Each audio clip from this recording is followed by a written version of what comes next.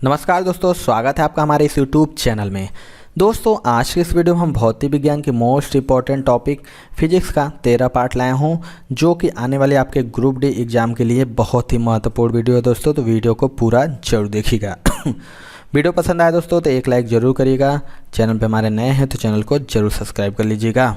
दोस्तों, इस चैनल के माध्यम से आपको आने वाले आरआरसी ग्रुप डी एग्जाम के लिए GK, GS, current affairs, reasoning, physics, biology, chemistry, math और जीके, करंट और साइंस मिक्स के डेली वीडियो मिल रहे हैं, जो कि आपके आने वाले एग्जाम के लिए बहुत ही महत्वपूर्ण वीडियो है दोस्तों।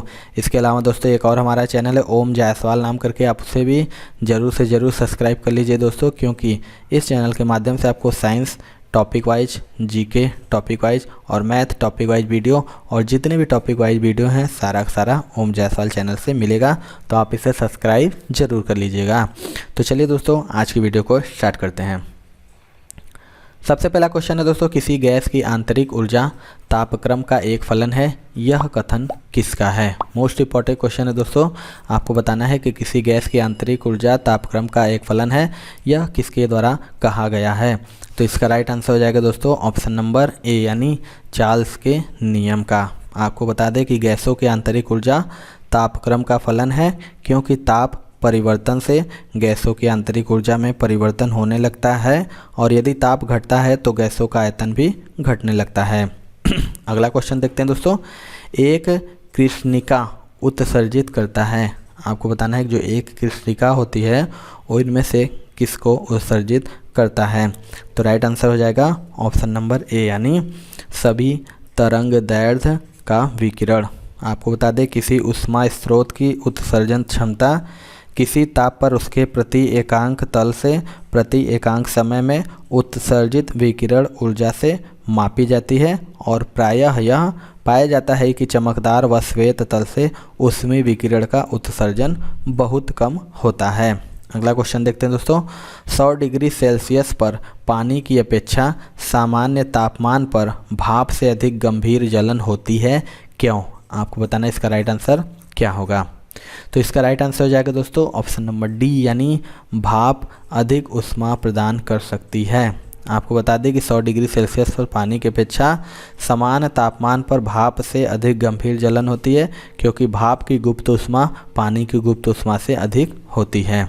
अगला क्वेश्चन देखते हैं दोस्तों, ठंडे देशों में सर्दियों में कारों के रेडिएटर्स में पानी में एथिलीन ग्लाइकोल मिलाया जाता है, इसका परिणाम क्या है? तो इसका राइट आंसर हो जाएगा दोस्तों ऑप्शन नंबर डी, यानी जमाव बिंदु को नीचा करना। आपको बता दें कि एथिलीन ग्लाइकोल एक एंटी फ्रीज पदार्थ है, और इसे ठंडे देशों में सर्दियों में कारों के रेडिएटर्स में पानी के साथ मिलाया जाता है, और ये हिमांक को कम करने के साथ जल के क्वथनांक में वृद्धि में भी मदद करता है। अगला क्वेश्चन देखते हैं दोस्तों, एक बंद पात्र को आरंभ में खाली किया जाता है और तब उसमें एक समान दर पर वाष्प भरी जाती है, तो पात्र में दबाव क्या होगा? इसका बताना है इसका राइट आंसर क्या होगा। तो राइट आंसर हो जाएगा दोस्तों ऑप्शन नंबर सी, यानी पहले बढ़ता है तब स्थिर हो जाता है। यानी एक बंद पात्र को आरंभ में खाली करके उसमें एक समान दर पर वाष्प भरने पर पात्र में दबाव पहले बढ़ता है और तब स्थिर हो जाता है। चलिए दोस्तों, आगे देख लेते हैं। दोस्तों, आने वाले ग्रुप डी एग्जाम के लिए हमने 500 प्लस महत्वपूर्ण प्रश्नों का एक ई बुक तैयार करवाया है, जो कि आपके एग्जाम के लिए सुपर गेस क्वेश्चन है दोस्तों। तो आप इसे ज़रूर से ज़रूर ले लीजिए, क्योंकि इसमें जितने भी 500 प्लस संपूर्ण प्रश्न हैं वो साधारण वे में और ट्रिक के माध्यम से बताया गया है, जिससे आपको समझने में बहुत ही आसानी होगी। तो आप इस ई बुक को ज़रूर से ज़रूर ले लीजिए दोस्तों। इसका लिंक आपको डिस्क्रिप्शन बॉक्स में मिल जाएगा। इसके अलावा दोस्तों एक और हमारा ई बुक है 70 प्लस महत्वपूर्ण टॉपिक का। कोई भी ऐसा टॉपिक नहीं जो दोस्तों आपको इस ई बुक में ना मिले। सारे के सारे टॉपिक इस ई बुक में आपको मिल जाएगा, जो कि आपके आने वाले एग्जाम के लिए all in one E book है दोस्तों। आपका जितने भी क्वेश्चन है विथ डिटेल आपको इसमें बताया गया है। तो इसको भी आप ज़रूर से ज़रूर लीजिए, इसका लिंक आपको डिस्क्रिप्शन बॉक्स में मिल जाएगा। अगला क्वेश्चन देखते हैं दोस्तों, किसी पदार्थ को एक अवस्था से दूसरी अवस्था में कैसे परिवर्तित किया जाता है। मोस्ट इम्पॉर्टेंट आपको बताना है कि इनमें से किसी पदार्थ को एक अवस्था से दूसरी अवस्था में कैसे परिवर्तित किया जाता है। तो राइट आंसर हो जाएगा ऑप्शन नंबर सी, यानी ऊष्मीय ऊर्जा को अवशोषित और विकृत कर। पदार्थ का अवस्था परिवर्तन जो कि एक स्थिर ताप पर होता है और इस क्रिया में ऊष्मा का स्थानांतरण होता है, जैसे बर्फ़ का पिघलना। इस क्रिया में बर्फ़ द्वारा अपने गलनांक पर ऊष्मा बाह्य वातावरण से अवशोषित की जाती है। अगला क्वेश्चन देख लेते हैं। प्रकाश के लिए निम्नलिखित कथनों में से कौन सा गलत है। आपको बताना है इनमें से प्रकाश के लिए कौन सा कथन गलत है। तो राइट आंसर बात करें दोस्तों, इसका राइट आंसर हो जाएगा ऑप्शन नंबर सी, यानी वह निर्वात में से नहीं गुजर सकता है। आपको बता दें प्रकाश के चलने के लिए माध्यम की आवश्यकता नहीं होती है, अतः यह निर्वात में भी गुजर सकता है। और निर्वात में प्रकाश की जो अधिकतम चाल होती है वो होती है 3 × 10⁸ मीटर प्रति सेकेंड। अगला क्वेश्चन देख लेते हैं दोस्तों। यदि आप रेलवे ग्रुप डी रिविजन कर रहे हैं तो अनअकैडमी लेके आ गया है आपके लिए अभ्यास बैच, जो कि टॉप एजुकेटर द्वारा लाया जा रहा है। 15 दिसंबर से स्टार्ट हो रहा है।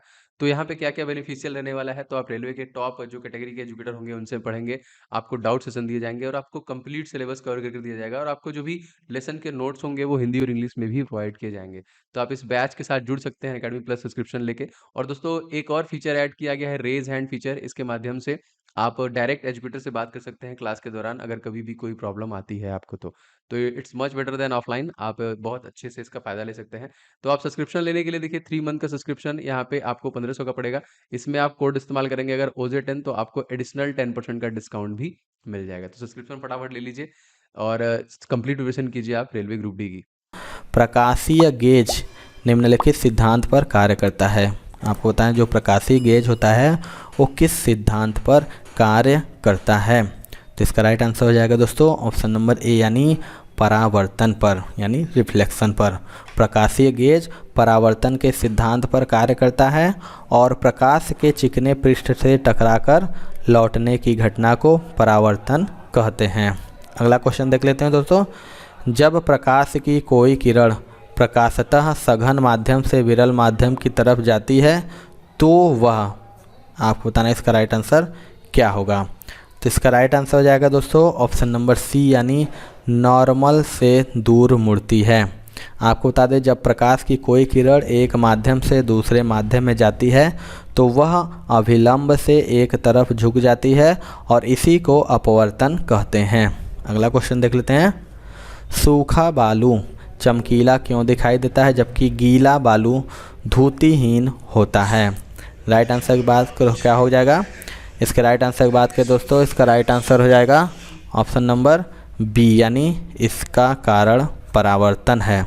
आपको बता दें कि सूखे बालू पर पड़ने वाली किरणें परावर्तित होती हैं जिससे यह चमकीला दिखाई देता है, जबकि गीला बालू प्रकाश किरणों को अवशोषित कर लेती हैं, अतः यह धूतिहीन होता है। अगला क्वेश्चन देखते हैं दोस्तों। मछुआरे को तालाब के किनारे मछली को भाले से मारने की कोशिश में उसे क्या करना चाहिए। आपको बताना है इसका राइट आंसर क्या होगा। तो इसका राइट आंसर हो जाएगा दोस्तों ऑप्शन नंबर ए, यानी मछली के नीचे ध्यान लगाना चाहिए। आपको बता दें कि जल के अंदर की मछली अपवर्तन के कारण अपनी वास्तविक गहराई से कुछ ऊपर उठी हुई प्रतीत होती है, इसलिए मछुआरे को मछली मारने की कोशिश में ध्यान मछली के नीचे लगाना चाहिए। अगला क्वेश्चन देखते हैं। किसी स्वच्छ जल वाले तालाब की आभासी गहराई वास्तविक गहराई से कम दिखती है, इसका कारण है। आपको बताना है कि किसी स्वच्छ जल वाले तालाब की आभासी गहराई वास्तविक गहराई से कम क्यों दिखती है। मोस्ट इम्पॉर्टेंट ये क्वेश्चन है, मोस्ट रिपीटेड। तो इसका राइट आंसर हो जाएगा ऑप्शन नंबर ए, यानी अपवर्तन, रिफ्लेक्शन के कारण। आपको बता दें कि किसी समांग माध्यम में प्रकाश किरणें एक सीध में संचारित होती हैं, लेकिन जब प्रकाश विभिन्न घनत्व वाले एक माध्यम से दूसरे माध्यम में प्रवेश करता है तो यह अपने एक रेखीय पथ से विचलित हो जाता है और प्रकाश का इस प्रकार का माध्यम से दूसरे माध्यम में प्रवेश करते समय उसकी सीमा पर अपने रेखीय पथ से विचलित होना ही प्रकाश का अपवर्तन कहलाता है। अगला क्वेश्चन देख लेते हैं किस गुणधर्म के कारण पानी से भरे बर्तन में डुबाई गई छड़ मुड़ी हुई प्रतीत होती है?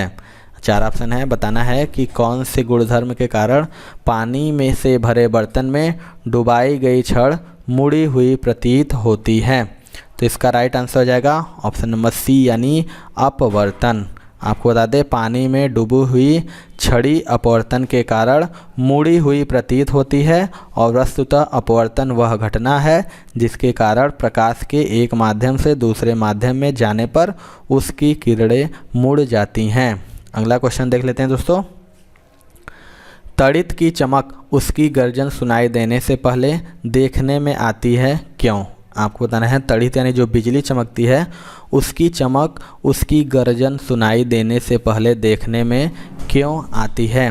तो इसका राइट आंसर हो जाएगा दोस्तों ऑप्शन नंबर सी यानी प्रकाश की गति ध्वनि की गति से अधिक होती है, इसीलिए तड़ित की चमक पहले तथा गर्जन बाद में सुनाई देती है। अगला क्वेश्चन देखते हैं दोस्तों। एक उन्नतोदर दर्पण के सामने रखी एक सीधी वस्तु का प्रतिबिंब होगा हमेशा। 4 ऑप्शन है, बताना है कि एक उन्नतोदर दर्पण के सामने रखी एक सीधी वस्तु का प्रतिबिंब हमेशा कैसा होगा? तो इसका राइट आंसर हो जाएगा ऑप्शन नंबर बी यानी काल्पनिक, सीधा और वस्तु से छोटा, जो कि एक उन्नतोदर दर्पण यानी उत्तल दर्पण के सामने रखी एक सीधी वस्तु का प्रतिबिंब हमेशा काल्पनिक, सीधा और वस्तु से छोटा बनेगा। अगला क्वेश्चन देख लेते हैं। एक अवतल दर्पण की वक्रता केंद्र से जाने वाली किरण के लिए आपतित कोण होगा। आपको बताना है कि एक अवतल दर्पण की वक्रता केंद्र से जाने वाली किरण के लिए आपतित कोण कितना होगा? तो इसका राइट आंसर हो जाएगा दोस्तों ऑप्शन नंबर बी यानी 0 डिग्री। आपको बता दें, एक अवतल दर्पण के वक्रता केंद्र से जाने वाली किरण के लिए आपतित कोण 0 डिग्री होगा। अगला क्वेश्चन देखते हैं दोस्तों। जब कोई तरंग किसी दर्पण में से परावर्तित होती है तो परिवर्तन आता है उसके। 4 ऑप्शन है, बताना है कि जब कोई तरंग किसी दर्पण में से परावर्तित होती है तो परिवर्तन आता है उसके। तो इसका राइट आंसर हो जाएगा ऑप्शन नंबर ए यानी आयाम में। आपको बता दें कि किसी दर्पण में से परावर्तन के पश्चात तरंग के आयाम में परिवर्तन होता है और तरंग का आयाम बदल जाता है। तरंग की आवृत्ति, तरंग दैर्घ्य व वेग में कोई परिवर्तन नहीं होता है। अगला क्वेश्चन देखते हैं। हीरे रात में क्यों चमकते हैं? मोस्ट इम्पॉर्टेंट ये भी क्वेश्चन है। आपको बताना है जो हीरा होता है वो रात में क्यों चमकते हैं? तो इसका राइट आंसर हो जाएगा ऑप्शन नंबर बी यानी हीरे रात में इसलिए चमकते हैं क्योंकि उच्च अपवर्तनांक के कारण प्रकाश की किरणें आंतरिक रूप से परावर्तित होती है। अगला क्वेश्चन देख लेते हैं। किसी कंपनिक पिंड के अपनी माध्य स्थिति से अधिकतम विस्थापन को क्या कहा जाता है? आपको बताना है कि किसी कंपनिक पिंड के अपनी माध्य स्थिति से अधिकतम विस्थापन को क्या कहा जाता है? तो इसका राइट आंसर हो जाएगा ऑप्शन नंबर सी यानी आयाम। आपको बता दें, कंपन करता हुआ कोई पिंड अपनी माध्य स्थिति से अधिकतम जितना विस्थापित होता है उसे आयाम कहते हैं। अगला क्वेश्चन देख लेते हैं दोस्तों। घूर्णनी मशीनों में गतिकीय दृष्टि से असंतुलित द्रव्यमान उत्पन्न करते हैं। 4 ऑप्शन है, आपके पास बताना है कि घूर्णनी मशीनों में गतिकीय दृष्टि से असंतुलित द्रव्यमान उत्पन्न करते हैं। तो इसका राइट आंसर हो जाएगा दोस्तों ऑप्शन नंबर डी यानी कंपन। आपको बता दें कि घूर्णनी मशीनों में गतिकीय दृष्टि से असंतुलित द्रव्यमान कंपन उत्पन्न करते हैं। अगला क्वेश्चन देख लेते हैं दोस्तों।